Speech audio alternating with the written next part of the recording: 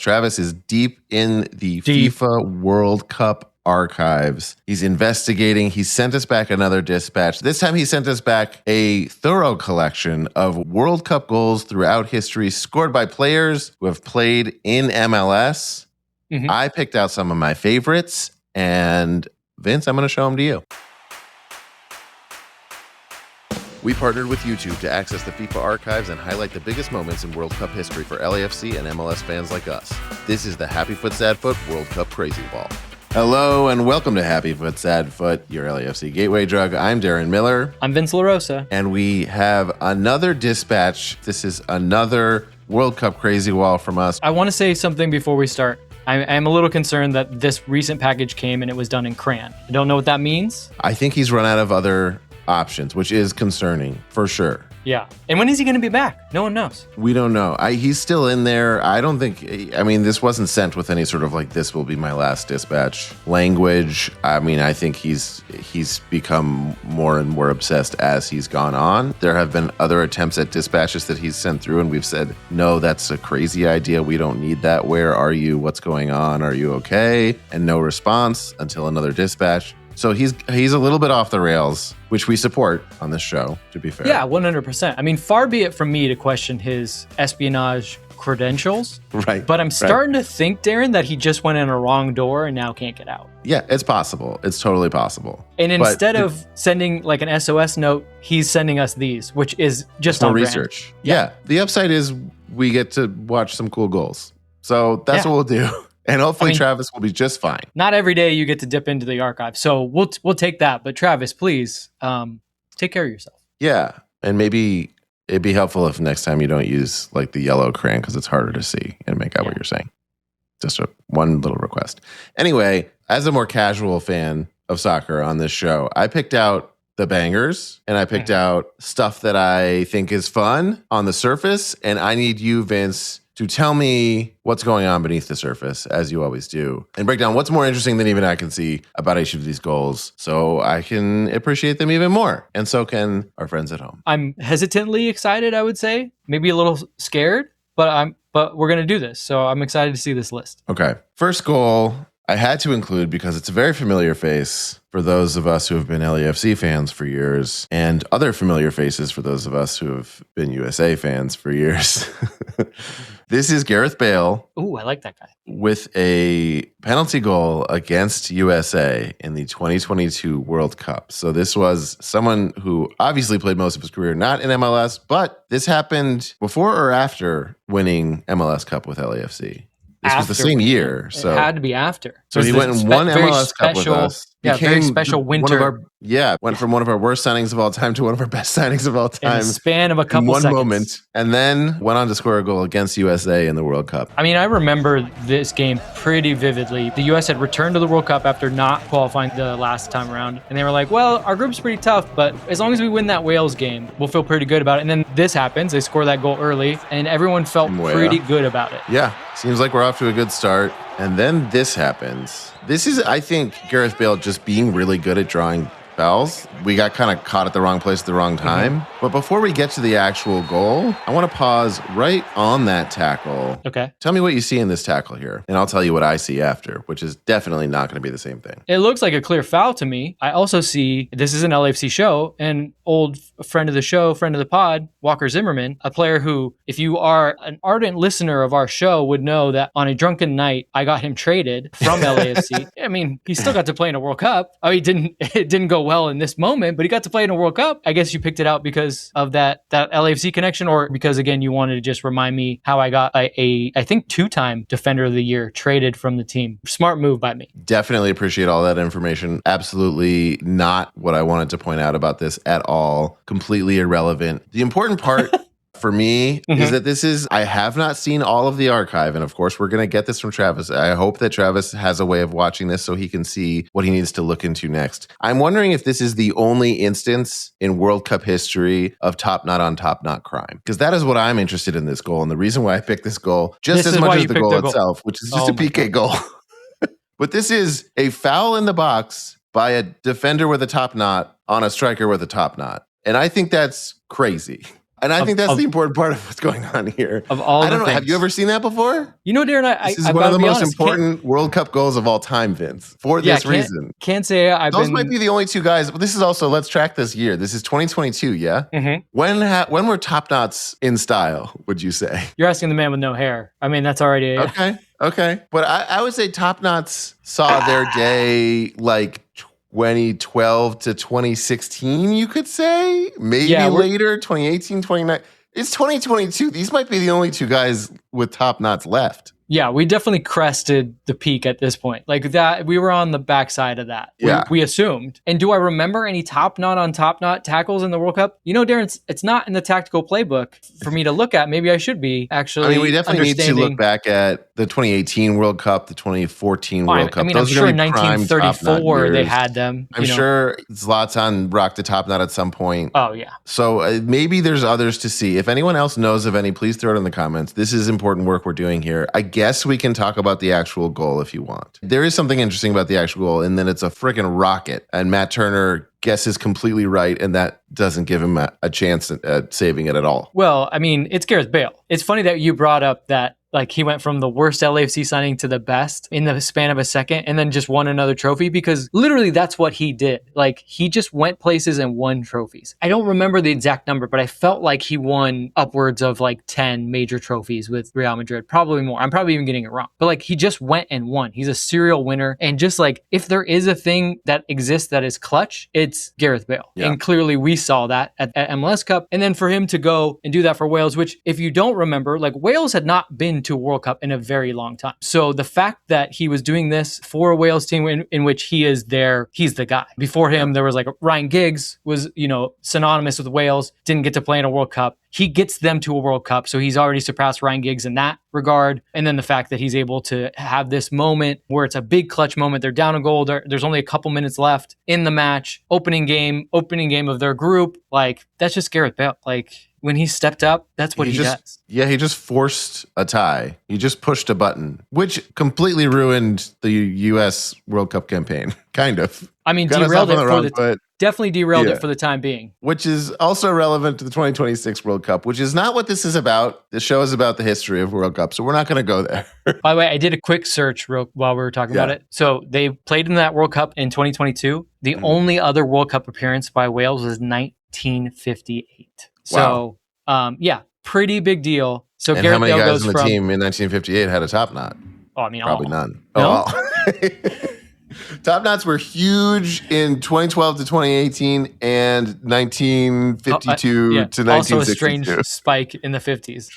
I mean, he went from the world's biggest stage, MLS Cup final, to the World Cup. So I mean, he probably felt a little he probably felt just a little less pressure. It's like, I already did what I came to Earth to do. Yeah. But he still did what he was supposed to do. Yeah. All right. Let's move on to the next one. This one's Australia versus Netherlands in the group stage in 2014. That probably narrows down to a handful of people this could be. If this is someone who has played in MLS, do you have any guesses? Wait, is it still hair related? This one is not hair related, I promise. Okay. Yeah, no, I don't know. You're throwing me a bit of a curveball here. I have to see the goal. I can make a couple promises on this one. This one is not hair related and dumb. I mean, that's a good first start. One, and doesn't make you feel sad about USA like the first one, but you were already, so don't worry about it. And this one's a true banger. Okay. I want to watch it because I legitimately don't know what you're talking about. So let's go to the clip and we can talk through it. Okay. Oh my God. There it is. Okay. Now now I remember. Also the celebration. Actually, the celebration's pretty good. Yeah. Yeah. For those that don't know, Tim Cahill, incredible player. I still think he probably is the most celebrated Australian player of all time. Obviously did a great player for Everton, then came to New York Red Bulls. None of that matters though when you just this goal. Honestly, this might be one of the coolest World Cup goals of all time. The skill to do that. My God. There's so much about it. I mean, let's start at the beginning, right? You've got this guy is tackled. I mean, they play the advantage on this midfielder being basically body checked from behind. Gets the pass off. A beautiful ball from, 35-yard line, we'll say. I mean, this is a 45-yard pass because it's a diagonal too.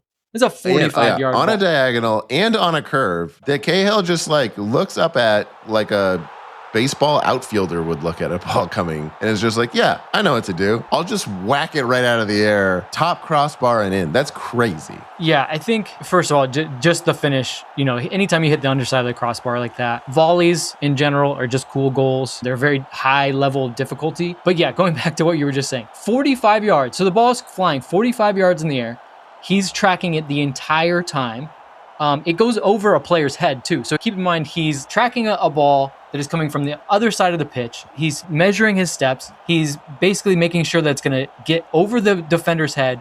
And then in that moment to still hit it first time and hit it as sweet as he did. Like so it's not a World Cup goal. So unfortunately, Travis can't find this in the archives for us, but Marco van Basten did this for the Netherlands, which is a cool tie-in because he scored against the Netherlands. Marco van Basten, one of the greatest strikers of all time, fortunately had to retire early because he had ankle problems, but he was just like, he's a lot of your favorite goal scorer's favorite goal scorer. Like, because he was late 80s, early 90s, AC Milan, Netherlands. He was just a pure goal scorer. And so he has a goal for the Netherlands. It's on his right foot. It's similar. It's a long ball over the top, tough angle. He hits it first time under the crossbar and in. So like Tim Cahill just did a Van Basten to Netherlands, which Van Basten had done in the Euros. One thing that we didn't even mention though is the fact that this goal almost comes off the kickoff because they had just been scored on. So they go down to the Netherlands in this game. And then within less than a minute, this ball comes over the top and Tim Cahill does that. Like the nerves of that. And then I got to say this, I always loved, so Tim Cahill did always do that celebration, the boxing corner flag.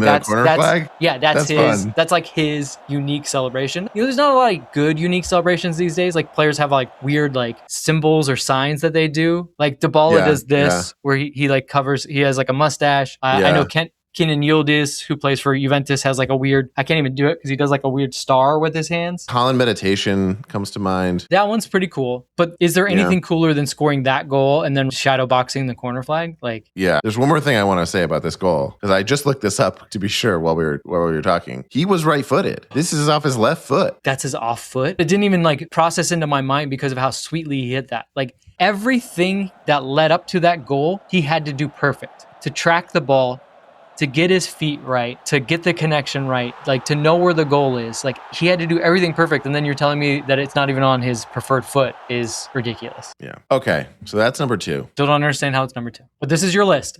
Sorry, it's your list. I had 3 to show you. It just felt silly to not include Messi. So I included Messi. Messi's in MLS right now. I know it's a different kind of thing. We don't have to weigh in on the like retirement league stuff.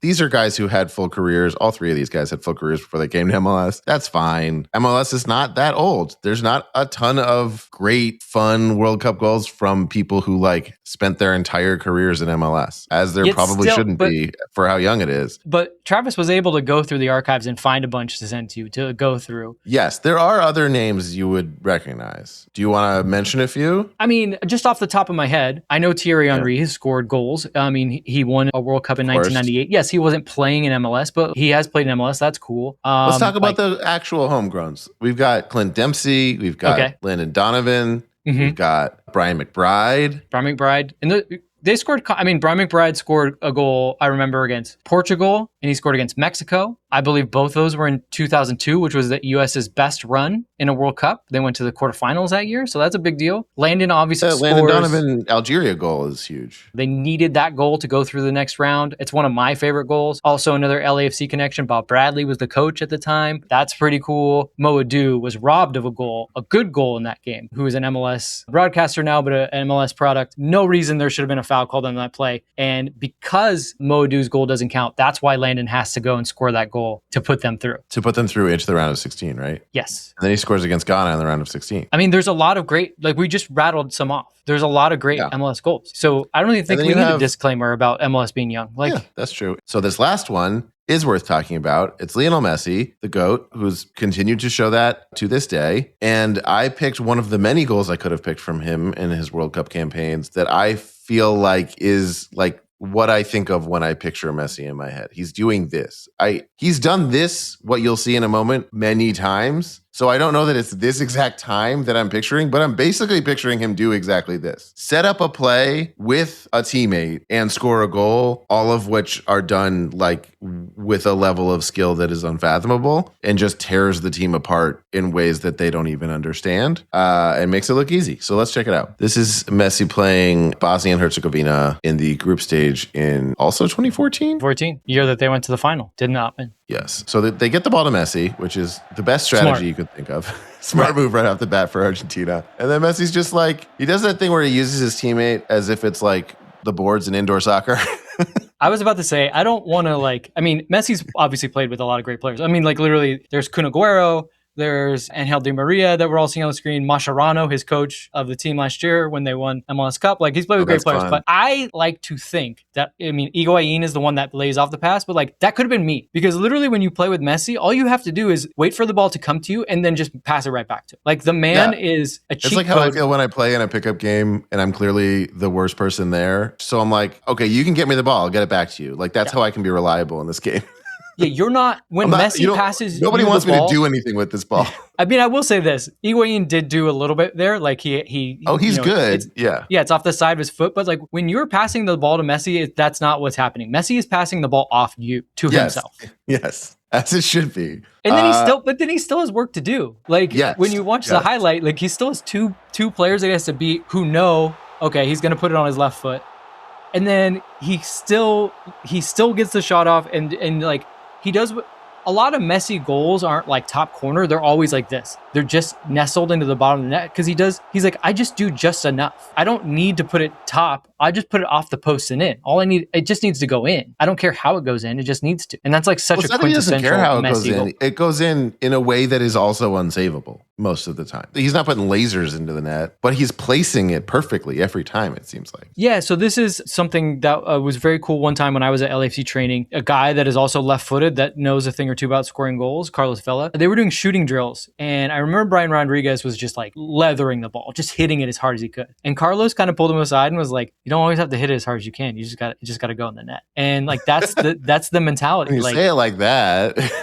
Yeah, he was kind of like playing around with him, but he was also being very, very serious in that moment. Was like, you just have to put it where the goalkeeper isn't. You don't have to, rip it off. And I think I remember he said something also about like, if I did that every day at training, I'd be hurt. Like, you're kicking the ball too hard. Save yourself. Don't waste it in training. But the point still stands. Like, the best goal scorers just know like where's the easiest path to get the ball into the net, and that's what Messi does. But this is, as you said, it's not maybe the most important Messi goal ever, but it's the quintessential like Messi goal. It feels very Messi. Yeah, and it's also like we've got this overhead view that I feel like happens to capture what he does very well, which is like a lot of times to me when he's scoring, it feels like billiards. Yeah. Like he's just like threading needles and working angles in a way that is like crazy for someone to be able to do in half a second. Yeah. Like he knows like, I just got to beat this guy just enough. So I'll beat this guy right here. And then I'll have like just enough space to 1, get the shot off, 2, get it past this last defender, and 3, on the other side, get it past the keeper and still off the post in it. Like, that's crazy. Right. Like, that window is closing. He gets by the 2. Then he goes, okay, keeper. Oh, wait, there's another defender coming in. All right, I have this little shoot to put the ball through. And again, that's why he doesn't leather it there, right? Like, he's like,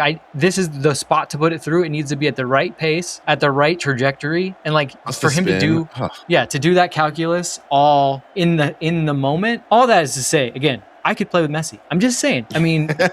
It's funny how it's like all you got to do is just stand there, and that's also what he's doing, and somehow it works. He stands there until he literally is the merry-go-round. Like, nothing's happening. Put the coin in, and then it goes. And like, that's Messi. And I also just personally, as far as like goals that I like the most, I had one that was for shits and giggles and one that was a just objective banger. But to me, this is my favorite kind of. I love goals that are scored at speed. Okay. I love like a bit of teamwork and at full speed. That's my favorite. Right. Yeah, this is a real like footballer's goal. There's a lot going on here. And that's how I would describe myself. I'm a pure footballer. So that totally makes sense. We will have one more dispatch from the archive from Travis coming up soon. And we will have one more World Cup crazy wall from us. And this set of 3, I wonder what we'll get next. I don't know, but there's plenty more highlights to look at. And I won't put you on the spot, but I want to know your list. Maybe that's for another video one day. Yeah. And if you're watching, especially if you're watching this far in the video, give me your list. If any MLS player World Cup goals come to mind that you think are fun to check out, please put them in the comments. I would love to check them out. Top 3, only criteria is they had to play in MLS at some point. Not while they scored the goal, although you will get extra points if you have an awesome list in which the players are literally playing for MLS as they score those goals. So that is your assignment. And as for what Travis is going to send us for our next assignment, who knows? Hopefully it's not just SOS. We'll have to get him out of there sooner. He's deep in there. He's not going back. Yeah, you're in the FIFA World Cup archives. Why would you leave? We'll see you guys again soon. I love you. Bye. Bye.